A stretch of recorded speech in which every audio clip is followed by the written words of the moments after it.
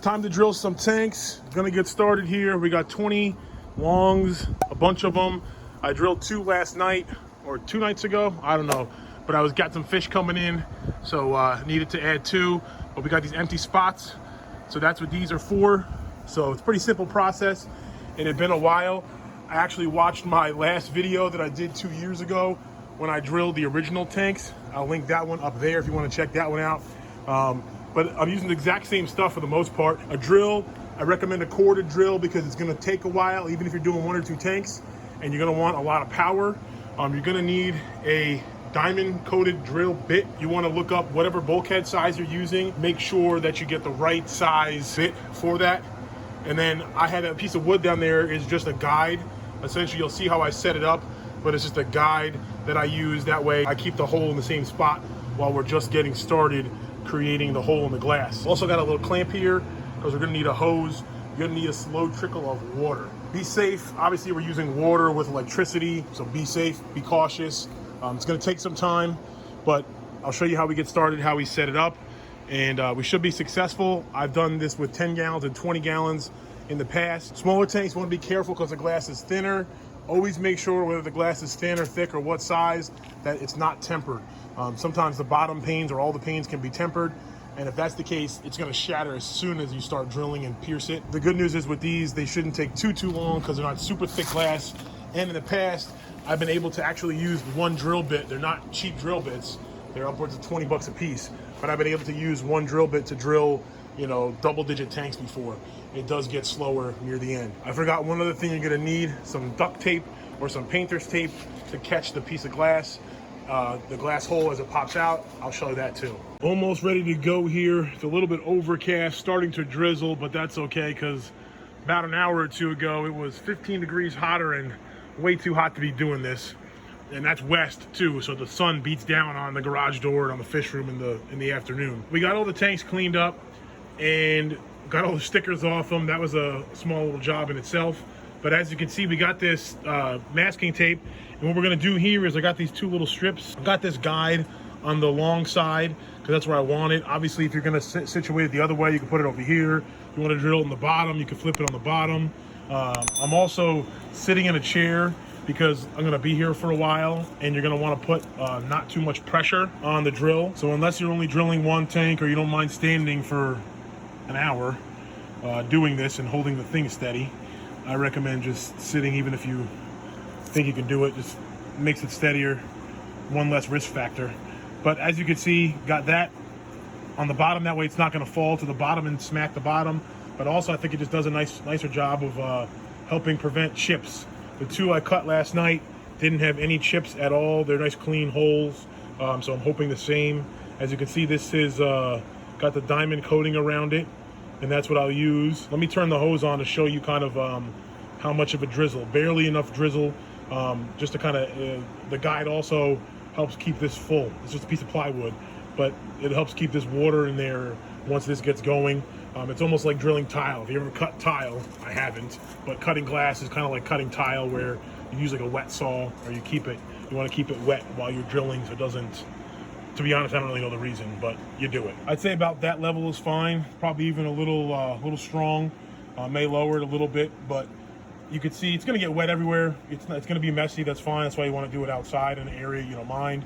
But I'll show you how you get started. You definitely want to go slow at first, and you'll start to kind of get break that first barrier and start to get a groove. But that may take a minute or 2.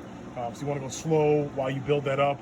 You want to go slow through the whole process, but especially while you're carving out that initial.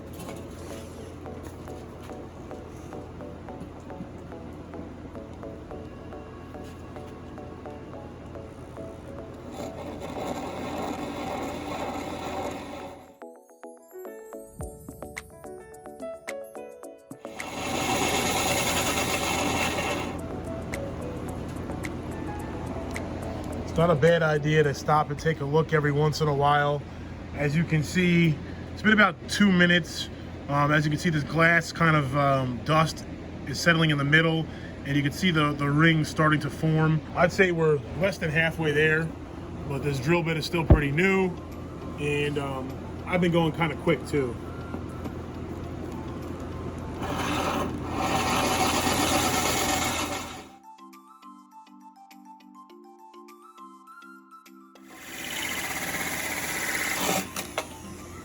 All right, about 7 minutes of drill time. Went a little hard at the end to push it through, which I probably shouldn't have done, but looks like we got a clean hole.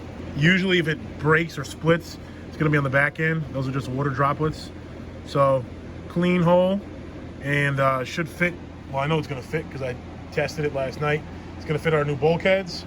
So just rinse and repeat. Got the second hole cut. Another pretty clean one. This one had a little bit of some, you can see it's not a, a little bit, but it's still a pretty clean cut. It should be okay. Want to try to prevent that, but it's gonna work. It's gonna be fine. You can't really even tell. I'm not even sure where it is. I've got 6 of the 10 tanks drilled, taking a little bit of a break because my ham's getting tired and just kind of break up the monotony. And I'm gonna spray paint the bottom of these black. It's also getting late in the evening, 8:30. I only have 7 cans left. Last time I went, I got 12. So I'll probably have to make a run to the store. I know I need some plumbing parts and probably some more spray paint. Almost done with spray painting, lost some light, ran to the store, picked up some elbows that we needed so that when we're done here this evening, we can close the garage door, get away from the mosquitoes, and finish setting these up, and they should be holding water by the end of tonight. As you can see, these are all black on the bottom, ready to go. This one looks like it's black on the bottom, but it's not ready to go. What you gotta do is either shine a light through them. When you see all the light, especially because it's dark out now, light's coming from here. So if we look at it with the light coming, it's hard to see now, but it's not as dark as it should be. It's not the worst, but these ones you could tell too. See how these ones you can see the light spots. If I were to reverse them, they would look darker. So you definitely want to look at them with some light shining kind of through them, just to make sure that you get them dark. You want a few different passes. You can do this a different way. I use a cheap spray paint from Lowe's, like a 99 cents a can. I'm sure Home Depot has one too, but it seems to work. I use this they have it in flat black as well as glossy black. I use the flat black.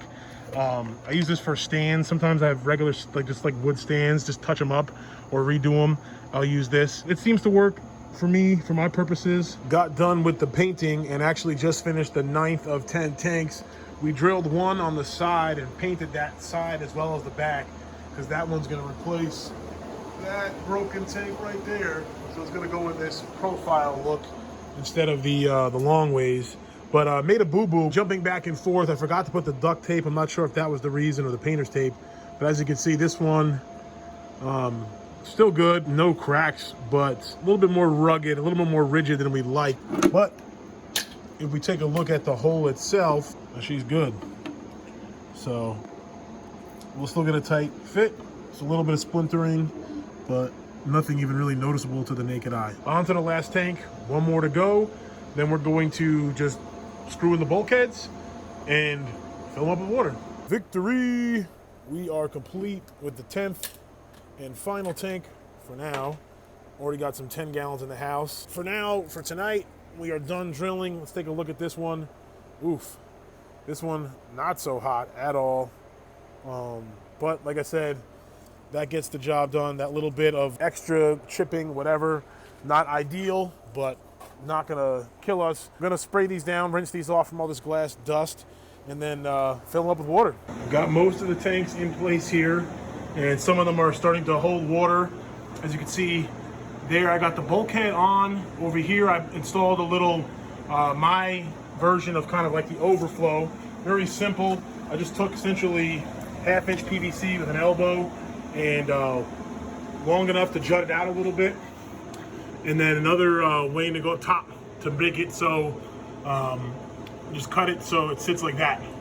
And then what we're gonna do is we're gonna put, since that's a big hole, fish, shrimp can go down there, we're gonna cut little pre-sponge filters like we have on the pre-established tank. Same exact thing here, you can see it here. There's the one tank that's gonna go right there. I'm gonna deal with that one tomorrow morning. But all these other tanks are in there. Sorry, the lights turned off. It's like 11 o'clock at night now. But all the tanks are here. They're all holding water. I got them with the Overflow. So each of them has you can barely see it, but they all have the PVC piping Overflow. So they're filled to the rim. Throw a little bit of prime in there. It's gonna be a while before they get fish in there, probably a few days at least. But I'll come back tomorrow, the plan is, and I'll cut out some foam tops for the overflow. Actually have these over here. So we'll do the foam tops. That 125 is gone. Got some new plans for some stuff over here. Got some fish fasting to go out. Big thank you to everyone that's been placing orders. So essentially I'll use, this is actually an old school one that I think I already used. Yeah, it's already got that hole in there. So it just kind of fits like that. So that's what I'm gonna be making with this foam, cutting it up. Do that tomorrow. Then we'll run some air lines tomorrow. Got some sponge filters sitting here, already kind of pre-soaking. So kind of got ahead of the game, but not done yet, but done for today. It is the next morning and I'm going to get started cutting up these little pre-filter, or not pre-filter, but overflow filters. As you can see, this is one that was made like 2 years ago. It ain't pretty, doesn't have to be. Essentially, all it's doing is making sure that stuff doesn't go down there, since we keep mostly small species and stuff could easily go down this 1/2-inch PVC pipe. This will get plugged into the overflow bulkhead. So I'm using that one as a guide, just for the rough size. Like I said, doesn't really matter. I like it to have some size. It will provide also an extra spot for beneficial bacteria. Shrimp and guppies and fry and stuff can graze on this once it's, you know, got some funk, the good funk going on. So I'm gonna use this big sheet here to cut it up. I like this. It's more of a finer PPI. I don't know the exact PPI. If I remember, look it up. I'll put it down at the bottom here. But as you can see, it's pretty small. A lot of pores per square inch. So I guess it's a high number PPI. I'm gonna get to it. I use this razor here, this razor blade, just to kind of, I cut it like this. But let me cut some of these up and then I'll show you that. Now I'm sure you could make this a lot more form fitting, but if you're gonna do that, you wouldn't be doing this easy DIY anyway. So essentially, you just gotta make a little puncture hole like this, and then make sure you have a piece of 1/2 inch here on hand, and you know, it's gonna fit.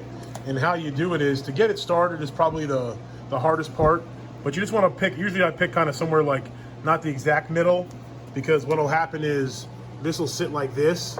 So I don't want it to be in the middle, I actually want it kind of off-centered, because there's gonna be more sponge going back this way than there was jutting out in front.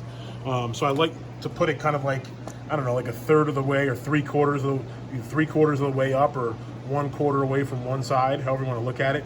And you just kind of, you can kind of snip at it, and you just kind of will create a little hole.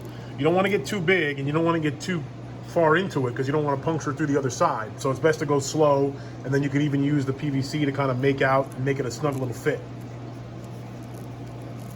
You can see when I open up the scissors, that's what's making the pocket there. Mission complete.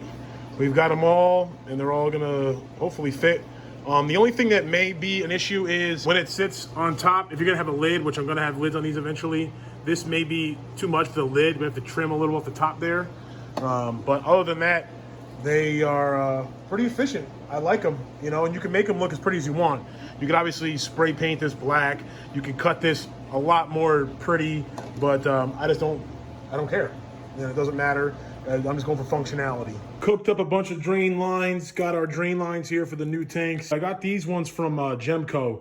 They were in a kit with the bulkhead as well as this, and then the inside strainer. I decided not to use the inside strainer and go with my my ghetto way of doing it. Wanted to heat up these tubes, boiled them a little bit, and that way I just wanted to get it over that ribbing. And now I'm ready to screw these into the back of the tanks. And essentially, it's a good idea to get a little smaller hose. That way it's a tight fit. It's not going to slip off at all. Once the hose cools back, it's going to kind of form fit around that nozzle. And I already cut them to the right sizes for the different heights of the different tanks out there. So let's go screw these on, and now we'll have our drain lines in place. Now we have our new racks built. We picked up new tanks. We upgraded the air system to support all the new tanks. We've got these tanks drilled, painted, and we got the drain lines. That way, when we upgrade our auto water change system, all the overflow water will flow right out the fish cave. If you haven't subscribed yet, now is the time. We have tons of new fish species coming to fill out the cave. I appreciate you watching, especially to the end. As always, stay positive and stay passionate.